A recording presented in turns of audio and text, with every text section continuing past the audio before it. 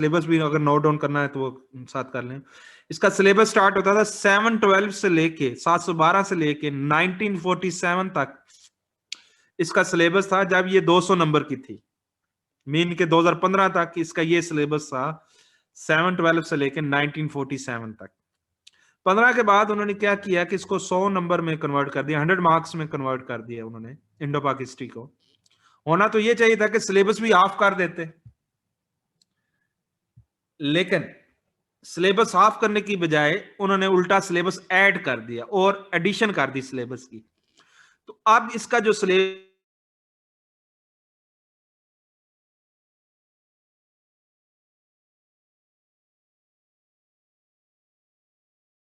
Sir आपकी आवाज नहीं आ रही, आपका म्यूट तो नहीं हो गया माइक? सॉरी हाँ जी, चलें अभी आवाज आ रही है? जी सर अभी आ रही। अच्छा जी, हम लोग इंडो पाक हिस्ट्री का बता रहे थे कि इंडो पाक हिस्ट्री जो है वो पहले 200 नंबर का था, अब 100 नंबर का है। जब ये 200 नंबर का था तो उसका सिलेबस था 712 से लेके 1947 तक। अब ये 100 का है तो अब इसका सिलेबस है 712 से लेके प्रेजेंट डे तक, दिसंबर 2021 तक। तो 47 के बाद वाला एरिया भी उन्होंने अब इसमें ऐड कर दिया है इसके सिलेबस में। तो लिहाजा बेसिकली अब इंडो पाक हिस्ट्री का जो सिलेबस है वो 300 नंबर वाला सिलेबस है, 300 मार्क्स वाला अब इसका सिलेबस हो गया। ठीक, अब बीइंग ए पाकिस्तानी, हर पाकिस्तानी इसको अपना सब्जेक्ट समझता है और उसके लिए बेस बनाता है। जो मैट्रिक एफएससी में उसने पाकिस्तान स्टडी पढ़ा था उसको वो बेस बना लेता है, या फिर किसी कोई एक आधी मूवी देख ली किसी पर्सनैलिटी के ऊपर, या कोई एक आधा पेज पढ़ लिया किसी पर्सनैलिटी के ऊपर, तो उसको ये बेस, उसकी बेस के ऊपर स्टूडेंट इसको अपना सब्जेक्ट समझते हैं। इस सब्जेक्ट के जो एडवांटेजेस हैं, इसके दो सब्जेक्ट्स में एडवांटेजेस हैं इंडो पाक हिस्ट्री के। नंबर 1 जो इसका एडवांटेज है वो है Pakistan affair. Round about 50% Pakistan affair का सिलेबस इंडो पाक हिस्ट्री में कवर होता है, 50%। ठीक है, फिर दूसरा जो इसका आपको एडवांटेज मिलता है इंडो पाक हिस्ट्री का वो है करंट अफेयर। करंट अफेयर का क्वेश्चन इंडो पाक हिस्ट्री में आता है। इंडो पाक हिस्ट्री का क्वेश्चन करंट अफेयर में नहीं आएगा, लेकिन करंट अफेयर आपको इंडो पाक हिस्ट्री में एक क्वेश्चन 20 नंबर जो है वो कवर कर देता है। ठीक, तो ये इसकी जो है वो एडवांटेजेस हैं इंडो पाक हिस्ट्री के। जहां तक स्कोरिंग की बात है तो स्कोरिंग के पॉइंट ऑफ व्यू से कोई इंडो पाक हिस्ट्री कोई इतना अच्छा नहीं है स्कोरिंग के पॉइंट ऑफ व्यू से। जब ये 200 नंबर का था तो इसमें से नॉर्मली जो स्कोर आता था वो 50 जो है 100 110 इस कैटेगरी में आता था 2015 तक। 120 बड़ा रेयर कोई स्टूडेंट क्रॉस करता था। 2015 तक ये 50-55% इसका स्कोरिंग ट्रेंड था। 15 के बाद 16 से ऑनवर्ड, 16 और 17 में दोनों साल बुरी तरह स्टूडेंट इसमें फेल हुआ था इंडो पाक हिस्ट्री में, 16 और 17 में। बल्कि 2017 में हमारा एक स्टूडेंट था, उसकी ओवरऑल पाकिस्तान में 36 पोजीशन थी, जहानाद अकरम नाम था उस लड़के का, और पुलिस ग्रुप में एलोकेट भी हो गया था। इंडो पाक हिस्ट्री उसने रखी हुई थी। तो इंडो पाक हिस्ट्री में जो 2016 का जब रिजल्ट हमने देखा तो उसकी मार्कशीट जब हमने देखी तो उसका इंडो पाक हिस्ट्री में 33 स्कोर था, सिर्फ पास था 33 के ऊपर। अगर एक नंबर वो पीछे चला जाता तो हर चीज उसकी 0 पे आ जानी थी। ठीक है ना। तो 16 और 17 में बहुत बुरे हालात थे इंडो पाक हिस्ट्री में। 18 में कंपैरेटिवली बेहतर आया, 18 में 55 60 इस रेंज में स्टूडेंट गया, 60 प्लस में भी गया 2018 में। लेकिन 19 और 20 में फिर इसके रिजल्ट्स बुरे हैं। 19 में भी स्टूडेंट फेल हुआ, 20 में भी इसके जो रिजल्ट्स हैं वो 40 50 55 वाले इसके रिजल्ट्स हैं। तो ओवरऑल स्कोरिंग के पॉइंट ऑफ व्यू से कोई इतना अच्छा सब्जेक्ट नहीं कंसिडर किया जाता। टाइम लेगा आपका ये ऑलमोस्ट 45 to 50 डेज कंज्यूम करेगा, 45-50 डेज, 5 से 6 घंटे रोज पढ़ेंगे तो इस रेंज में आपका ये स्कोर होगा। ठीक है ना।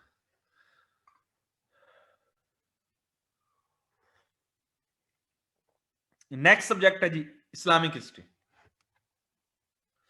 इस्लामिक हिस्ट्री जो है ओल्ड सिलेबस में ये 200 का था, न्यू सिलेबस में ये भी 100 का है इस्लामिक हिस्ट्री। जब ये 200 का था तो इसका सिलेबस वही है जो 100 वाला है। सिलेबस उन्होंने कम नहीं किया, मार्क्स उन्होंने कम कर दी, सिलेबस वही 200 वाला है।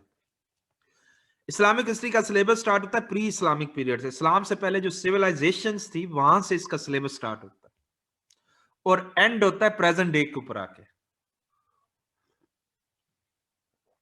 प्रेजेंट डे मीन दिसंबर 2021 पे आके एंड होगा इसका सिलेबस। ठीक है। तो सिलेबस वाइज यूं समझे, इंडो पाक हिस्ट्री 712 से शुरू होती है और इस्लामिक हिस्ट्री 400 से शुरू होती है, 400 एडी से शुरू होती है और प्रेजेंट डे के ऊपर एंड होती है। तो सिलेबस वाइज यूं समझे, इंडो पाक से इसका ज्यादा सिलेबस है। ठीक, अब इसके बारे में कुछ कुछ मिसकंसेप्शंस भी हैं स्टूडेंट के ज़हन में इंडो इस्लामिक हिस्ट्री के बारे में। अक्सर स्टूडेंट समझता है कि इस्लामिक हिस्ट्री रखने से उसकी इस्लामियात जो कंपलसरी सब्जेक्ट है वो कवर हो जाएगा। ऐसा कुछ नहीं है, ऐसा कुछ नहीं है। इसमें आपकी इस्लामियात कवर नहीं होती इस्लामिक हिस्ट्री में। फिर मैं रिपीट कर रहा हूं कि इस्लामिक हिस्ट्री में आपकी इस्लामियात कवर नहीं होती। आज तक हम डिफरेंशिएट ही नहीं कर पाए कि इस्लामियात का सिलेबस क्या है और इस्लामिक हिस्ट्री का क्या है। देखिए, इस्लामियात में आप बेसिक इस्लाम की चीजें पढ़ते हैं, नमाज, रोजा, हज, ज़कात, तौहीद, वो सारी चीजें।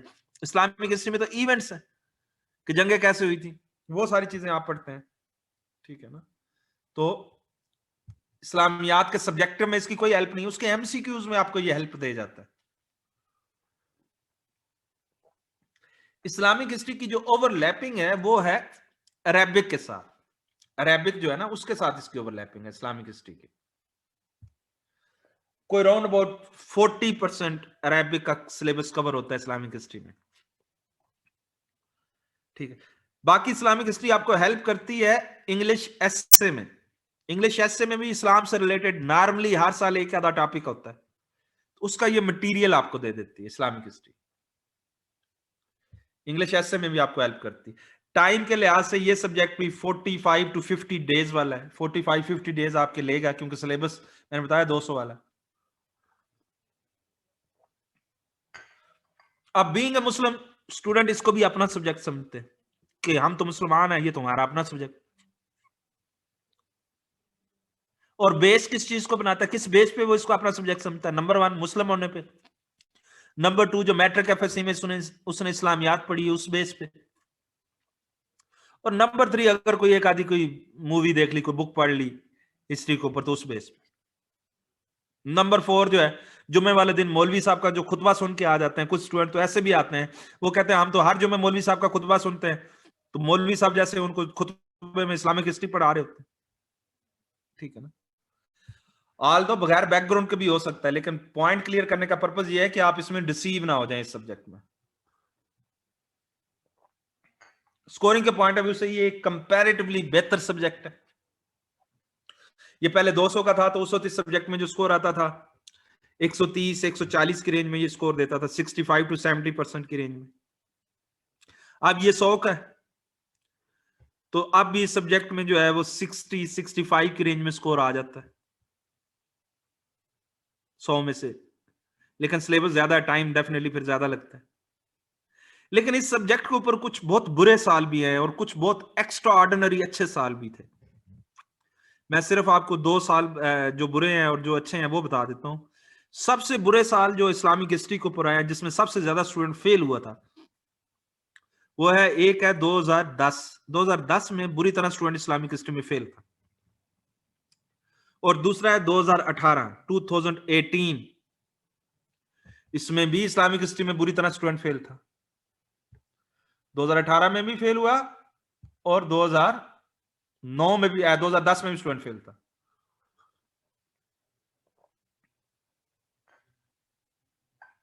सबसे बेस्ट रिजल्ट जो इस्लामिक हिस्ट्री का था, सबसे बेस्ट, वो 2009 का था, 2009 का।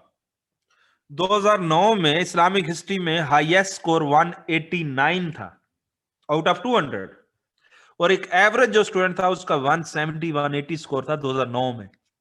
अगर 2009 का कभी आपको कहीं से रिजल्ट मिल जाए, तो टॉप 50 जो स्टूडेंट थे, जो टॉपर थे 50, उनमें से 36 स्टूडेंट ने इस्लामिक हिस्ट्री रखा था। यूं समझे कि 2009 के जो टॉपर्स थे वो इस्लामिक हिस्ट्री ने जनरेट किए थे। साथ ही 2010 में बुरी तरह स्टूडेंट फेल हो गया। ठीक है ना? बहरहाल इस्लामिक हिस्ट्री में जो अभी स्कोर चल रहा है वो यूं समझे कि 60-65 की रेंज में चल रहा है स्कोर। ठीक है, तो रखना चाहे जो स्टूडेंट वो कंसिडर कर सकता है इस सब्जेक्ट।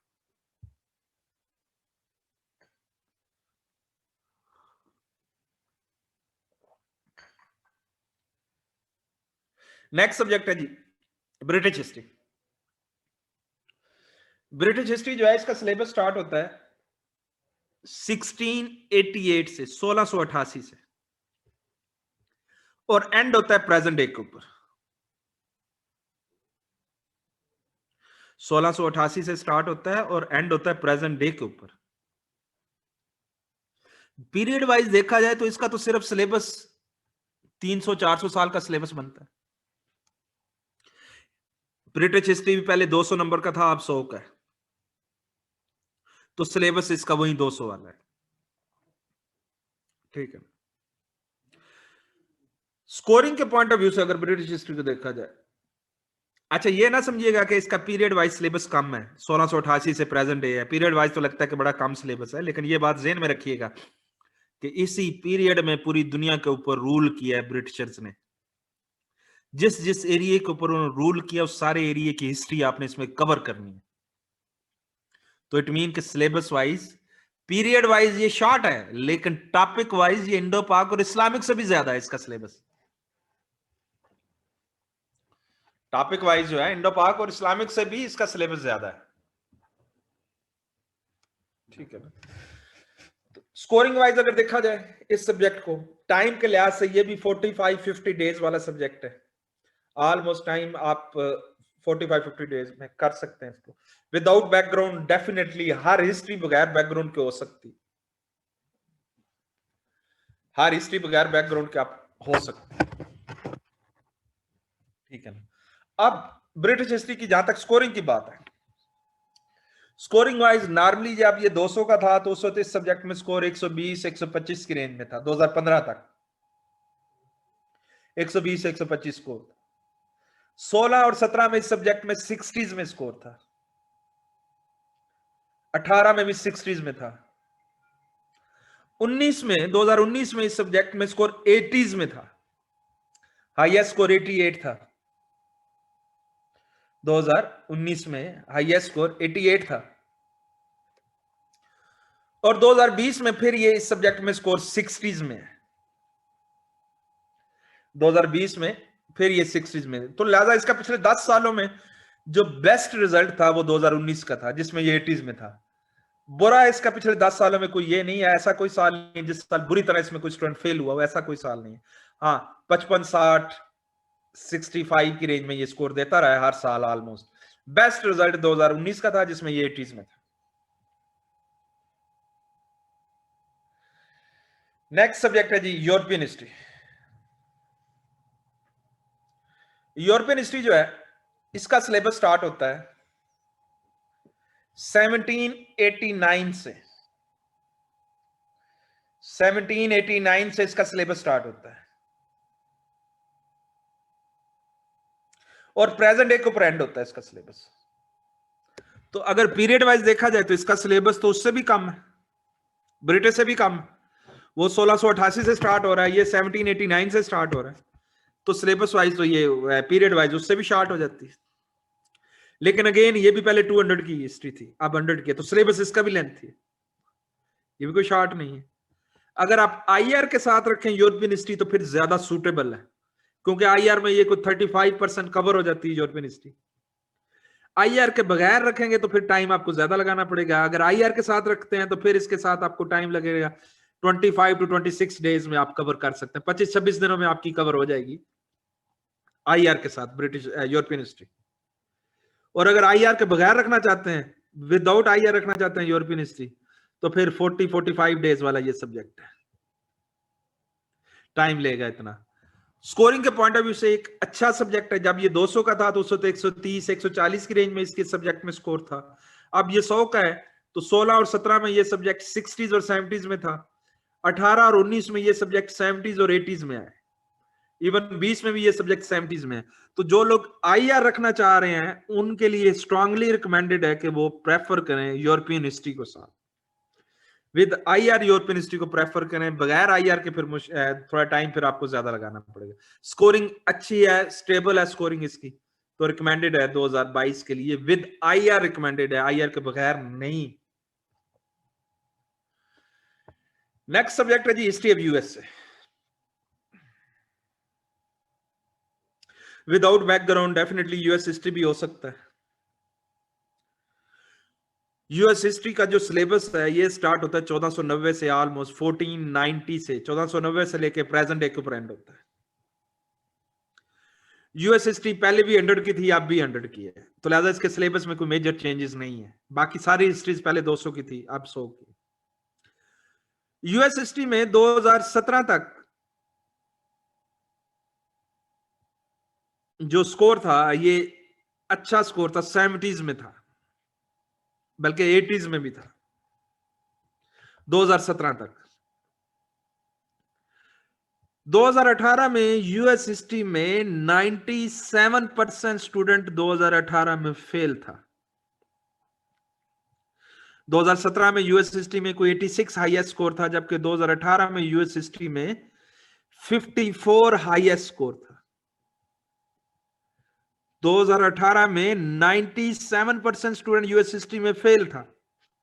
जो एवरेज स्कोर था यूएस हिस्ट्री में 2018 में वो था 37, 38, मैक्सिमम स्टूडेंट इस रेंज में फॉल किया।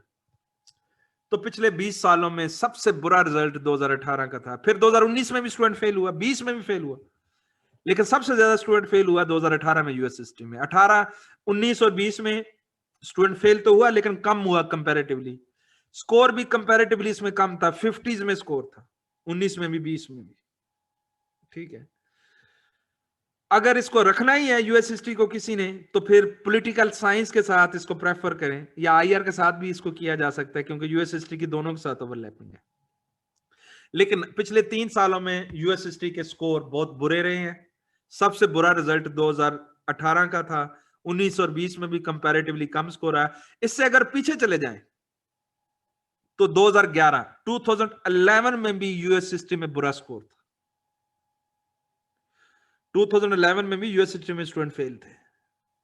ठीक है, अगर आप उससे भी पीछे जानना चाहते हैं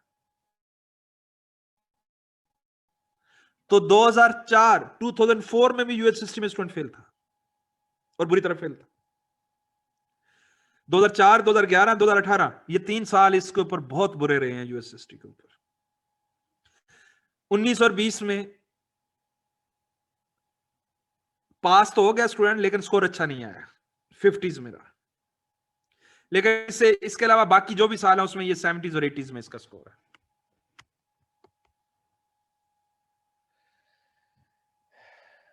टाइम के लिहाज से अगर आप इसको आईआर पॉलिटिकल साइंस के साथ लेते हैं तो फिर ये टाइम लेगा 18 से 20 दिन, और अगर इसके बगैर लेते हैं तो फिर 25 से 30 दिनों में कवर होगा। अकाउंटिंग वाले 25 से 30 दिनों में करेंगे, बाकी भी इसी रेंज में। तो बार अवॉइड कर दें तो ज्यादा बेहतर है।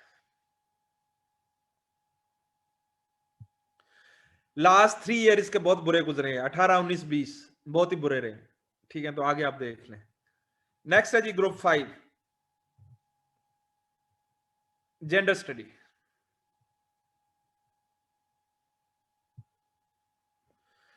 जेंडर स्टडी में ये विदाउट बैकग्राउंड हो सकता है जी। जेंडर स्टडी बगैर बैकग्राउंड के अगर आप करना चाहें तो कर सकते हैं।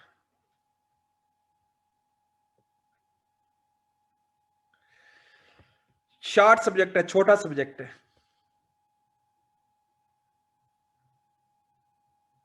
वुमेन राइट्स के ऊपर है बेसिकली ये सब्जेक्ट, फेमिनिज्म है सारा इसमें। इसका सबसे बड़ा एडवांटेज जो जेंडर स्टडी का है वो है इंग्लिश एसे, क्योंकि वुमेन से रिलेटेड हर साल एक एसे आता है। इस साल भी 2021 में भी था एसे का टॉपिक, एक जेंडर से रिलेटेड था। दूसरा इस सब्जेक्ट का एडवांटेज जो है इंग्लिश एसे के अलावा, दूसरा इसका एडवांटेज इस्लामियात है, जो आपका कंपलसरी सब्जेक्ट है। उसमें भी एक क्वेश्चन वुमेन राइट्स के ऊपर आता है, इस्लामियात के ऊपर भी एक क्वेश्चन। थर्ड इस सब्जेक्ट का आपको एडवांटेज मिलता है सोशियोलॉजी के साथ, ग्रुप 7 में जो सोशियोलॉजी है उसके साथ, क्योंकि जेंडर स्टडी ब्रांच ही सोशियोलॉजी की है, तो इनके आपस में कुछ ओवरलैपिंग भी है। तो अगर दोनों इकट्ठे रख लें तो एक दूसरे के कंसेप्ट क्लियर करने में हेल्प करते हैं। है ये छोटा सब्जेक्ट, 10 से 12 दिन वाला सब्जेक्ट है, शॉर्ट सब्जेक्ट है, न्यू सब्जेक्ट है। ये पहले नहीं था, 2016 से ऑनवर्ड ये ऐड हुआ है। 16-17 में ये हाई स्कोरिंग सब्जेक्ट था, 80s में था, 16 में भी और 17 में भी। 18 में और 19 में ये 50s में रहा, 50s या अर्ली 60s में रहा ये सब्जेक्ट, और 2020 में ये फिर 70s और 80s में है। रिकमेंडेड है 2022 के लिए, कंसेप्चुअल स्टूडेंट के लिए ज्यादा सूटेबल सब्जेक्ट है ये, कंसेप्चुअल के लिए।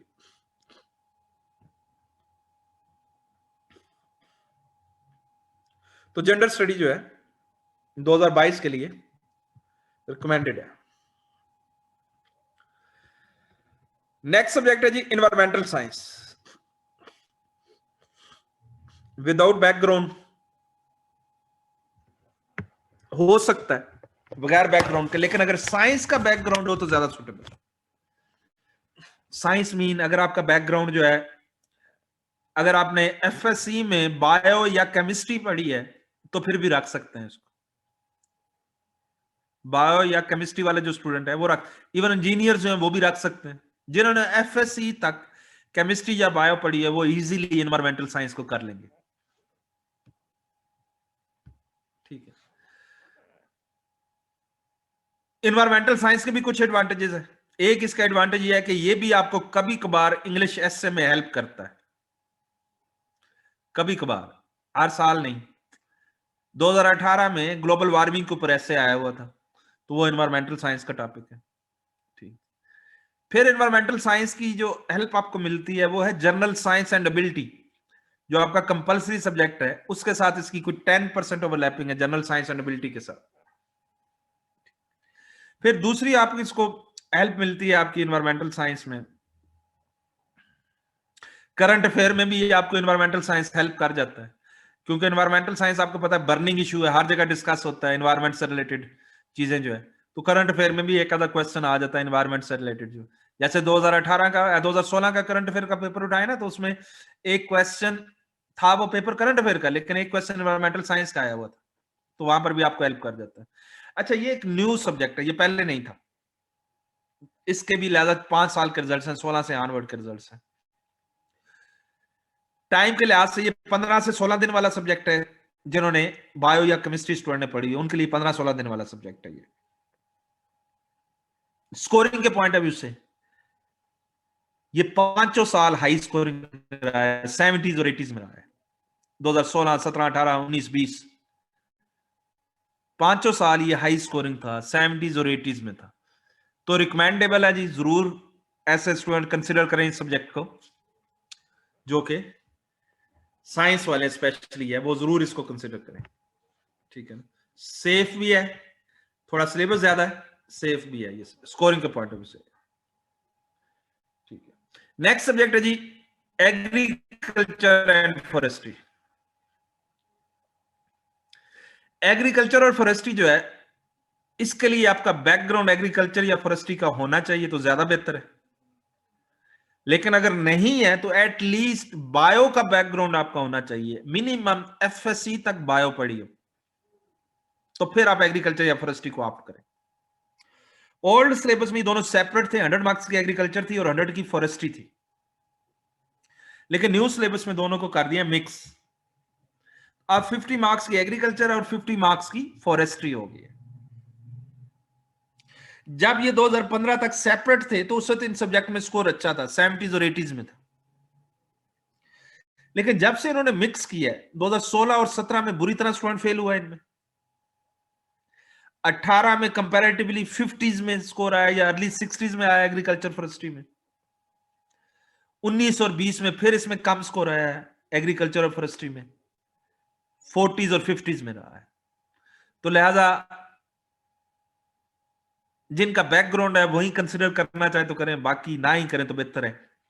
इसमें सबसे बड़ी प्रॉब्लम फॉरेस्ट्री है, जिसमें प्लांट्स के साइंटिफिक नेम्स हैं जो आपको रट्टा लगाने होते हैं, और प्लांट्स के जो साइंटिफिक नेम्स हैं वो नॉर्मली एमएससी बॉटनी वाले याद करते हैं, और वो भी सिर्फ डिग्री लेने के लिए याद करते हैं, बाद में वो सारी चीजें भूल चुके होते हैं।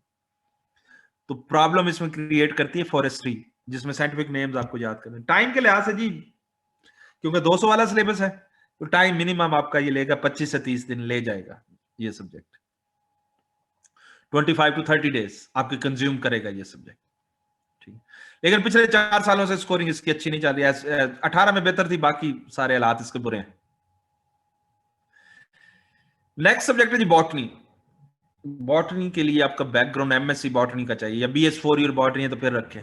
2 साल वाली बीएससी वाले जो है वो ना रखें बॉटनी को। जिन्होंने 2 साल वाली बीएससी की है ना, बॉटनी जूलॉजी केमिस्ट्री, वो बॉटनी ऑप्ट ना करें। एमएससी बॉटनी है या बीएस 4 ईयर बॉटनी है तो फिर ऑप्ट करें। ओल्ड सिलेबस में बॉटनी भी 200 का था, न्यू सिलेबस में ये 100 का है, ठीक है। पुराने सिलेबस में बॉटनी 200 नंबर का था, न्यू सिलेबस में ये 100 का है। तो स्कोरिंग के पॉइंट सिलेबस का भी वही 200 वाला है। तो इट मीन किसी ने बॉटनी रखनी है तो फिर उसको मिनिमम भी 25 डेज 20 से 25 दिन लगाने होंगे। इवन आपकी एमएससी भी है तो फिर भी आपको इतने लगाने होंगे, ठीक है। स्कोरिंग के पॉइंट ऑफ व्यू से एक अच्छा सब्जेक्ट है बॉटनी जो है। स्कोरिंग के पॉइंट ऑफ व्यू से यूं समझे कि जब ये 200 का था तो 70% 80% स्कोर देता था, 150 160 की रेंज में स्कोर आता था। अब ये 100 का है तो अब भी इस सब्जेक्ट में 670s में स्कोर आ रहा है, ठीक है। तो लिहाजा जिन लोगों का बॉटनी का बैकग्राउंड है वो जरूर इसको कंसिडर कर सकते हैं, एमएससी बॉटनी वाले जो है। लेकिन बगैर एमएससी वाले ना देखें, मुश्किल हो जाएगा उनके लिए। नेक्स्ट सब्जेक्ट है जी जूलॉजी। जूलॉजी के लिए आपका बैकग्राउंड जो है या तो एमएससी जूलॉजी हो या फिर बीएस 4 ईयर जूलॉजी हो। एमबीबीएस जो डॉक्टर्स हैं वो भी अगर जूलॉजी रखना चाहे तो रख सकते हैं, लेकिन उनको थोड़ा एफर्ट करनी पड़ेगी इसमें। बगैर बैकग्राउंड या वीक बैकग्राउंड वाले स्टूडेंट इसको ना कंसिडर करें तो ज्यादा बेहतर है। जूलॉजी भी पहले 200 का था, अब 100 में कन्वर्ट हुआ है, तो सिलेबस इसका भी 200 वाला है। इट मीन के टाइम इस पर भी लगाना पड़ेगा, ऑलमोस्ट 20 से 25 दिन एमएससी वालों को लगाने पड़ेंगे।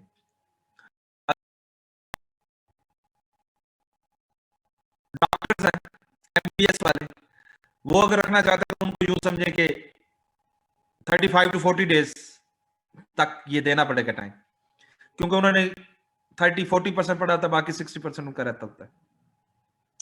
स्कोरिंग के पॉइंट ऑफ व्यू से कोई इतना इंकरेजिंग सब्जेक्ट नहीं है। स्कोरिंग के पॉइंट ऑफ व्यू से बीएस 4 ईयर माइक्रोबायोलॉजी वाले ना रखें तो ज्यादा बेहतर है उनके लिए। वो ज्यादातर कोशिश करें एनवायरमेंटल साइंस में चले जाएंगे। कासम उमर जो है, सॉरी कुर्तलैन आगा जो है जिनने पूछा है, तो वो उसको प्रेफर करें तो ज्यादा बेहतर है। अच्छा जी, जूलॉजी स्कोरिंग के पॉइंट ऑफ व्यू से कोई इतना अच्छा नहीं है। स्कोरिंग के पॉइंट ऑफ व्यू से 50 55 60 वाला सब्जेक्ट। जब ये 200 का था तो उस वक्त जो है ये 90 to 110 की रेंज में मेजॉरिटी स्टूडेंट फॉल करता था। अब 100 का है तो अभी 50 55 60, हद हुई तो 65 की रेंज में जाएगा। तो ये इसकी स्कोरिंग ट्रेंड है। फार्मा डी वाले कोशिश करें कि वो इन्वायरमेंटल साइंस की तरफ जाएं बजाय इसके कि जूलॉजी की तरफ जाएं। उनके लिए इन्वायरमेंटल साइंस ज्यादा बेहतर है, कुछ केमिस्ट्री की टच भी आ जाती है उनको,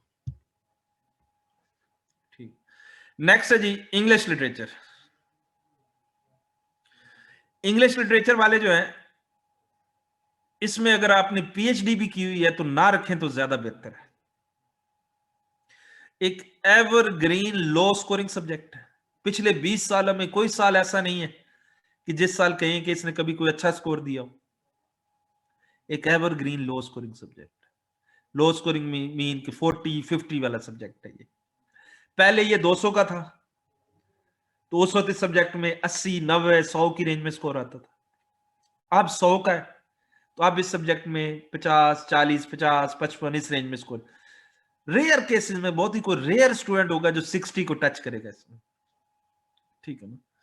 तो इसलिए अवॉइड कर जाए तो ज्यादा बेहतर है। उसका रीजन, इसका लो स्कोरिंग होने का रीजन पंजाब यूनिवर्सिटी वाले हैं। अगर आप में से किसी ने पंजाब यूनिवर्सिटी से एमए इंग्लिश किया हो तो उसको ज्यादा बेहतर पता होगा कि पंजाब यूनिवर्सिटी वाले एमए इंग्लिश फर्स्ट डिवीजन में तो किसी को देते ही नहीं, थर्ड डिवीजन या बहुत रेयर सेकंड डिवीजन में वो डिग्री देते हैं, ठीक है ना। तो इसी वजह से इस सब्जेक्ट में एग्जामिनर वही है, तो इस सब्जेक्ट में स्कोर जो है वो कभी भी अच्छा नहीं रहा। अवॉइड कर दें तो बेहतर है, बाकी अगेन चॉइस आपकी अपनी। नेक्स्ट सब्जेक्ट है जी Urdu literature. Urdu literature without background किया जा सकता है, लेकिन उर्दू रखने के लिए 3-4 कैरेक्टरिस्टिक्स आप में होनी चाहिए, 3-4 प्रॉपर्टीज आप में होनी चाहिए। अगर वो है तो फिर उर्दू रखें, अगर वो नहीं है तो फिर ना रखें। फिर सिर्फ सब्जेक्ट पूरा करने के चक्कर में जो है ना वो ना रखें। देखें वो 3-4 कैरेक्टरिस्टिक्स कौन सी होनी चाहिए उर्दू रखने के लिए। नंबर 1, आपकी उर्दू की राइटिंग अच्छी होनी चाहिए। नॉर्मली देखें हमारा एजुकेशन सिस्टम ऐसा है कि हम एफएससी तक उर्दू लिखते हैं, एफएससी के बाद उर्दू नहीं लिखते। तो एफएससी तक फिर भी हमारी राइटिंग अच्छी होती है। एफएससी के बाद अगर आपने 4-5 साल हो गए आपने उर्दू नहीं लिखी तो आपकी राइटिंग खराब हो चुकी होगी, यकीनन हो चुकी होगी। ठीक। नंबर 2, जो चीज आप में होनी चाहिए, राइटिंग अच्छी होने के साथ साथ आपकी उर्दू की वोकैबुलरी अच्छी होनी चाहिए। अब हम डेली लाइफ में इंग्लिश इतनी यूज करते हैं कि हमें उर्दू का अल्टरनेट वर्ड पता ही नहीं होता, तो वो हमारे लिए वोकैबुलरी प्रॉब्लम क्रिएट कर देती है। ठीक है ना। अब उर्दू के पेपर में आप इंग्लिश के वर्ड तो नहीं लिखेंगे ना, तो वो भी प्रॉब्लम क्रिएट हो जाती है। नंबर 3 जो है राइटिंग स्पीड। बाकी आपके सारे पेपर्स इंग्लिश में होने हैं, जब एक आधा पेपर आप उर्दू में देंगे तो आपकी स्पीड डेवलप नहीं होगी। और हो सकता है आपको उर्दू का सारा पेपर आता हो लेकिन स्पीड ना होने की वजह से आपकी स्पीड डेवलप ही ना हो, ये भी चांसेस है। ठीक है। और सबसे इंपॉर्टेंट चीज उर्दू रखने के लिए शेर और शायरी में आपका इंटरेस्ट होना चाहिए, पोएट्री में आपका इंटरेस्ट होना चाहिए। अगर ये सारी चीजें आप में हैं तो फिर आपको 65 टू 70 की रेंज में ये स्कोर उर्दू में आ जाएगा। लेकिन अगर ये नहीं है तो हो सकता है फिर आपको पास करा दे लेकिन स्कोर ना दे। और ये बात ज़हन में रखिएगा कि ये उर्दू लिटरेचर है, इसमें 50% उर्दू की हिस्ट्री है कि उर्दू कहां से स्टार्ट हुई, पहली नज़म कौन सी थी, पहली गजल कौन सी थी, वो शायर कौन सा था जिसने नज़म लिखी, वो क्या नज़म थी। ठीक है। कौन सी लैंग्वेजेस मिक्स हुई उर्दू में। 50% उर्दू की हिस्ट्री है और 50% उर्दू का लिटरेचर है। लिटरेचर में जो चीजें आती हैं वो आगे दो हिस्सों में डिवाइड होता है, शायरी और नसर में। जो शायर है उसमें इकबाल है, फैज है, मजीद अमजद है, नासिर काज़मी है। जो नसर वाला पार्ट है उसमें जो है अफसाने हैं, मंटो के हैं, अहमद नदीम कासमी के अफसाने हैं। तो सिलेबस कोई शार्ट नहीं है, सिलेबस इसका अच्छा खासा है। ठीक है ना। तो लिहाजा वही रखे जिसका इंटरेस्ट है, बगैर इंटरेस्ट वाले लोग उर्दू से अवॉइड करें। अच्छा जी, नेक्स्ट ग्रुप पे आते हैं, ग्रुप 6 पे। ग्रुप 6 में नंबर 1 जो सब्जेक्ट है वो है लॉ। ये सिंपल लॉ जो है ये एलएलबी वालों का सब्जेक्ट है। सिंपल लॉ एलएलबी के बगैर नहीं होता। ओल्ड सिलेबस में ये 200 का था, न्यू सिलेबस में ये 100 का है। एलएलबी के बगैर आप सिंपल लॉ आप नहीं कर सकते, आपसे होगा ही नहीं, क्योंकि इसका सारा सिलेबस एलएलबी की डिग्री वाला है। जो 3 साल या 5 साल वाली डिग्री है ना, सारा सिलेबस वो है। तो मिनिमम जो टाइम आपको इवन एलएलबी अगर आपने किया तो फिर भी आपको 1 महीना 40 दिन आपको देने पड़ेंगे, 30 to 40 डेज आपको इस सब्जेक्ट में देने पड़ेंगे, क्योंकि सारा सिलेबस आपने एलएलबी का रिवाइज करना। स्कोरिंग के पॉइंट ऑफ व्यू से ये पहले 200 का था, अब 100 का है, तो सिलेबस वाइज कोई शॉर्ट नहीं है, सिलेबस इसका लेंथ ही है। स्कोरिंग के पॉइंट ऑफ व्यू से जब ये 200 का था तो उसे इस सब्जेक्ट में जो स्कोर आता था 100, 110, 120 की रेंज में जाता था। अब 100 का है, 55, 60 इस रेंज में जाता है, 60 प्लस में बहुत रेयर जाता है। ठीक है ना। तो 12 सिर्फ एलएलबी वाले कंसिडर करें। नेक्स्ट सब्जेक्ट है जी constitution law. Constitution law without background हो सकता है, डेफिनेटली हो सकता है। पॉलिटिकल साइंस के साथ इसकी 100% ओवरलैपिंग है। सारे का सारा कॉन्स्टिट्यूशन लॉ आपका पॉलिटिकल साइंस में कवर हो जाता है। प्योरली क्रैमिंग है, प्योरली क्रैमिंग है, रट्टा है। ठीक है, ये बात अच्छी तरह ध्यान में रखिएगा। ठीक, ये पहले भी 100 मार्क्स का था, अब भी 100 मार्क्स का है।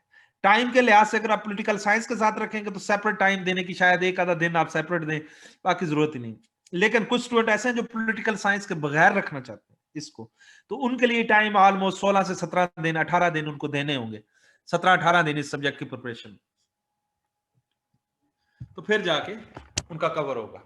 अच्छा, स्कोरिंग के पॉइंट ऑफ व्यू से अगर इस सब्जेक्ट को देखा जाए तो नॉर्मली ये सब्जेक्ट भी लो स्कोरिंग की कैटेगरी में आता है।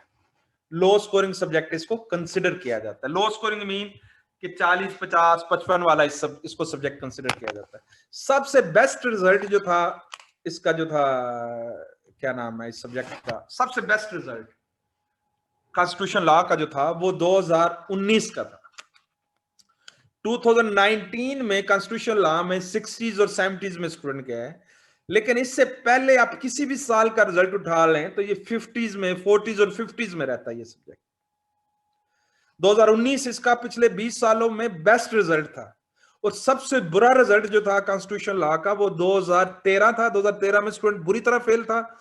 और फिर दूसरा इसका कॉन्स्टिट्यूशन लॉ का जो बुरा रिजल्ट था वो 2008 का था। 2008 में भी स्टूडेंट बुरी तरह फेल था, ठीक है ना। 2019 में अच्छा था, 2018, 16, 17 इनमें भी स्टूडेंट का बुरा रिजल्ट था। बहुत बुरा नहीं था, लेकिन पास हो गए थे 40s और 50s में थे। 15 और 13 और 2013 और 2008 में फेल था स्टूडेंट मेजॉरिटी, ठीक है ना। बीच वाले जो साल है उसमें स्टूडेंट पास हुआ, 40s और 50s में पास हुआ। सबसे बेस्ट रिजल्ट 2019 का था जिसमें ये 60s और 70s में था। इवन 2020 में भी इसका अच्छा रिजल्ट नहीं है, ठीक है ना। नेक्स्ट है जी इंटरनेशनल लॉ। विदाउट बैकग्राउंड हो सकता है जी इंटरनेशनल लॉ, कंसेप्चुअल स्टूडेंट के लिए सुटेबल है। इंटरनेशनल लॉ जो है ये आपको इंग्लिश एसए में भी हेल्प कर जाता है, क्योंकि इंटरनेशनल लॉ में आपने ह्यूमन राइट्स वगैरह कवर करने हैं, यूएनओ का स्ट्रक्चर कवर करना है, तो इनके ऊपर एसेस आ चुके हैं। ह्यूमन राइट्स के ऊपर भी ऐसे आ चुका है और यूएनओ के ऊपर भी ऐसे आ चुका है, ठीक है। एसए में इंटरनेशनल लॉ आपको हेल्प करता है। अगर आप इसको आईआर के साथ रखते हैं इंटरनेशनल लॉ को, तो फिर तो ये 9-10 दिन में कवर हो सकता है। और अगर आईआर के बगैर रखते हैं इंटरनेशनल लॉ को, तो फिर ये 18 से 20 दिनों में कवर होगा, क्योंकि इंटरनेशनल लॉ 50% आपका आईआर में कवर हो जाता है। जहां तक स्कोरिंग की बात है इंटरनेशनल लॉ की, नॉर्मली इस सब्जेक्ट को एक हाई स्कोरिंग सब्जेक्ट कंसिडर किया जाता है। 70s और 80s वाला ये सब्जेक्ट है, 70s और 80s वाला ये सब्जेक्ट है, ठीक है ना। लेकिन इसके ऊपर भी कुछ बुरे साल आए हुए हैं। पिछले जो 3 साल हैं, लास्ट 3 इयर्स 18, 19, 20, ये तीनों साल इंटरनेशनल लॉ के ऊपर कोई अच्छे साल नहीं है। इन तीनों सालों में 18, 19, 20 में इंटरनेशनल लॉ में जो स्कोर आया है 40s में, 50s में, बहुत रेयर स्टूडेंट जो है 60 में गया। 18, 19 और 20 ये जो तीनों सालों के रिजल्ट्स हैं, ये तीनों सालों के इसके अच्छे रिजल्ट्स नहीं है। लेकिन अगर आप इससे पीछे चले जाएं 16, 15, 14, 13, 12 वो साल, उनमें ये 70s और 80s में था। लेकिन नॉर्मली जो एग्जामिनर होता है, नॉर्मली एग्जामिनर 3 साल के लिए होता है। और 2021 का जो पेपर आया इंटरनेशनल लॉ का, वो भी कंसिडर किया जा रहा है कि वो एक अच्छा पेपर था, आसान पेपर था कंपैरेटिवली, ठीक है ना। तो वो 3 साल उसके गुजर चुके हैं, बेटर है। 2022 के लिए रिकमेंडेड है ये सब्जेक्ट, विद आईआर रिकमेंडेड है, ठीक। नेक्स्ट सब्जेक्ट है जी Muslim law and jurisprudence. Muslim law and jurisprudence जो है विदाउट बैकग्राउंड हो सकता है,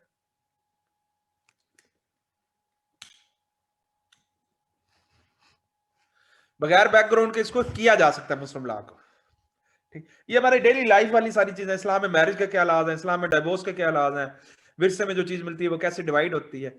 मुस्लिम लॉ का सिलेबस शॉर्ट है, छोटा सिलेबस है इस सब्जेक्ट का। और दूसरा इस सब्जेक्ट का जो है फायदा, एक इस्लामियात भी है, कुछ 30% मुस्लिम लॉ का सिलेबस इस्लामियात के साथ ओवरलैप करता है। 30% मुस्लिम लॉ का सिलेबस इस्लामियात में कवर होता है, ठीक है। बाकी किसी और के साथ इसकी ओवरलैपिंग नहीं है।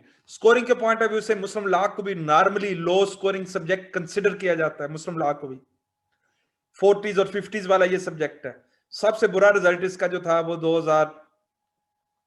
2013 का था। 2013 में भी मुस्लिम लॉ में भी स्टूडेंट फेल था 2013 में, ठीक है। और सबसे अच्छा रिजल्ट मुस्लिम लॉ का 2019 का था। 2019 में मुस्लिम लॉ 60 प्लस में या 70 प्लस में गया था, ठीक है। जो बीच वाले साल है उनमें मुस्लिम लॉ में जो स्कोर आया है वो 40s और 50s में आया है। सबसे बुरा रिजल्ट 2013 का था। इससे पीछे चले जाएं तो 2007 में भी स्टूडेंट फेल था। उससे पीछे चले जाएं तो 2002 में स्टूडेंट फेल था इसमें।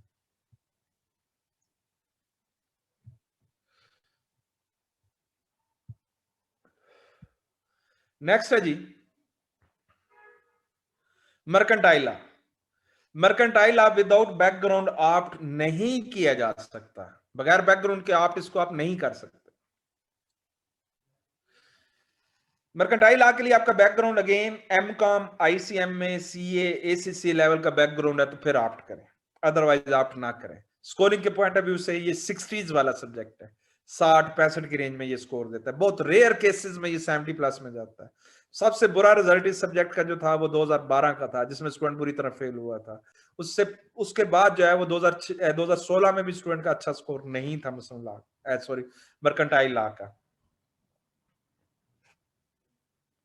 ठीक है ना। तो बहरहाल उन स्टूडेंट के लिए रिकमेंडेड है जिनका एमकॉम, आईसीएमए, सीए, एसीसीए का बैकग्राउंड है तो वो रखें, बाकी ना रखें तो ज्यादा बेहतर है। नेक्स्ट सब्जेक्ट है जी क्रिमिनोलॉजी। विदाउट बैकग्राउंड हो सकता है, बुकिश सब्जेक्ट है, क्रैमिंग वाले स्टूडेंट के लिए सूटेबल है, छोटा सब्जेक्ट है, 9 से 10 दिन वाला सब्जेक्ट है, किसी दूसरे के साथ कोई खास ओवरलैपिंग नहीं है। इसका एक चैप्टर सिर्फ ओवरलैप करता है साइकोलॉजी के साथ, जो ग्रुप 7 में साइकोलॉजी है ना, उसके साथ इसका एक चैप्टर ओवरलैप करता है, बाकी किसी के साथ इसकी कोई ओवरलैपिंग नहीं है। ठीक। स्कोरिंग के न्यू सब्जेक्ट है, 4 साल के 5 साल के रिजल्ट्स हैं। 16 और 17, 18, 19 में तो ये आउटस्टैंडिंग था। 4 साल इसका बहुत अच्छा स्कोर था, 80s में स्कोर था, 70s और 80s में। 2021-20 में, ये जो 2020 है, इसमें कंपैरेटिवली कम स्कोर आया है। 2020 में इसमें स्कोर 50s में रहा है, लेकिन 2019 तक इस सब्जेक्ट में स्कोर 80s में था। 19 में ये 20 में थोड़ा कम हुआ। रिकमेंडेड है जी 2022 के लिए क्रिमिनोलॉजी भी। सिर्फ 1 साल का इसका रिजल्ट 2020 का अच्छा नहीं है, बाकी इसके रिजल्ट्स बहुत अच्छे हैं। फिलॉसफी विदाउट बैकग्राउंड किया जा सकता है, लेकिन फिलॉसफी में इंटरेस्ट होना जरूरी है। जैसे उर्दू में कुछ प्रॉपर्टीज चाहिए ना उर्दू रखने के लिए, इसी तरह फिलॉसफी रखने के लिए भी कुछ कैरेक्टरिस्टिक्स आप में होने चाहिए। फिलॉसफी वो बंदा रखे जिसको फिलॉसफी पढ़ने का शौक है। पॉलिटिकल साइंस के साथ इसकी नो डाउट ओवरलैपिंग है फिलॉसफी की, ठीक है, और राउंड अबाउट 50% ओवरलैपिंग है, ठीक है ना। 50% फिलॉसफी आपकी पॉलिटिकल साइंस में कवर होती है, जो फिलॉसफर उधर है वही सारे इधर है। स्कोरिंग के पॉइंट ऑफ व्यू से ये एक हाई स्कोरिंग सब्जेक्ट है। High scoring mean 70 plus 80 plus वाला सब्जेक्ट है। पहले ये 200 का था, अब 100 में। जब ये 200 का था तो 150 160 वाला सब्जेक्ट था, अब 100 का है तो 70s और 80s वाला सब्जेक्ट। लेकिन सिर्फ पॉलिटिकल साइंस के साथ इसको ऑप्ट करें, बाकी किसी और सब्जेक्ट के साथ ऑप्ट ना करें। आईआर के साथ तो बिल्कुल ना ऑप्ट करें, या बाकी जो सब्जेक्ट्स हैं उनके साथ भी ऑप्ट ना करें। इसकी जो ओवरलैपिंग बनती है पॉलिटिकल साइंस के साथ बनती है। तो स्कोरिंग वाइज बहरहाल बहुत अच्छा सब्जेक्ट है ये भी फिलॉसफी का, लेकिन हर बंदे को फिलॉसफी हजम नहीं होती, ये भी ज़हन में रखिएगा। नेक्स्ट सब्जेक्ट है जी, अच्छा टाइम के लिहाज से फिलॉसफी अगर आप पॉलिटिकल साइंस के साथ रखते हैं तो फिर 18 से 20 दिन, और अगर पॉलिटिकल साइंस के बगैर रखते हैं तो 30 से 35 दिन वाला ये सब्जेक्ट है। नेक्स्ट सब्जेक्ट है जी